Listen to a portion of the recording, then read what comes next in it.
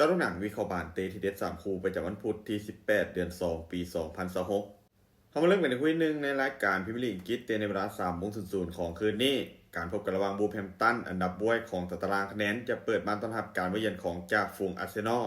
บูฟเจ้าบ้านพวกเขามีฟอร์มการเล่นในช่วงหลังที่บ่ค่อยดีโดยจะนักไปทางแพ้และเสมอเกมรับยังคงมีปัญหาเสียประตูค่อนข้างง่ายส่วนเกมบุกก่อพึ่งพาจากจังหวะการเล่นเกมส่วนกลับเป็นหลักแต่ความสม่ำเสมอยังคงต่ำส่วนอาร์เซนอลทีมเยือนพวกเขามีฟอร์มการเล่นที่ค่อนข้างดีโดยเฉพาะเกมบุกที่ยิงประตูได้ค่อนข้างสม่ำเสมอระบบทีมเริ่มลงตัวเกมเพสซิ่งและเกมบุกมีความหลากหลายขึ้นผู้เกมคาดว่าอาร์เซนอลพวกเขาเป็นฝ่ายที่ของบาสและบุกเข้าใส่ตลอดทั้งเกมส่วนวูฟน่าจะเน้นมาตั้งรับลึกล้อสวนแต่ถ้าหากถูกยิงนำไว้มีโอกาสที่จะไหลได้เปิดจากภาพรวมด้วยความคมและคุณภาพผู้เล่นอาร์เซนอลยังคงเหนือกว่าอย่างเห็นการคาดการณ์สกอร์ที่น่าจะเกิดขึ้นอาร์เซนอลจะบุกเหมาะชนะวูฟแบบสบายๆไปด้วยสกอร์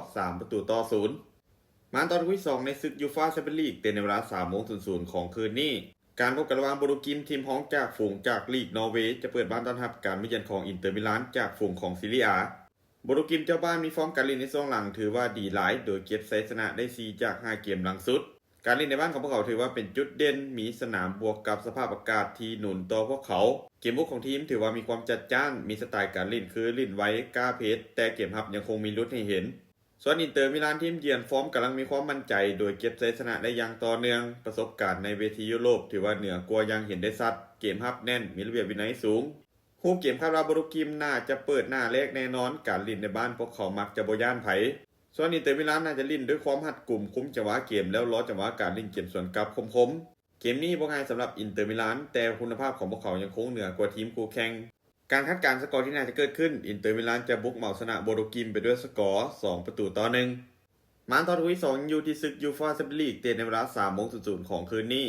การพบกันระหว่างโอลิมปิกกอสทีมอันดับ2จากลีกยิตจะเปิดบ้านต้อนรับการมาเยือนของไบเออร์เลเวอร์คูเซ่นทีมอันดับ6จากบุนเดสลิก้า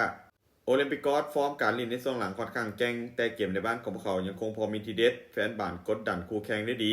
ปัญหาของพวกเขาคือเกมรับที่ยังคงมีลุดเสียประตูง่ายเวลาที่ถึงเพสซิ่งนัก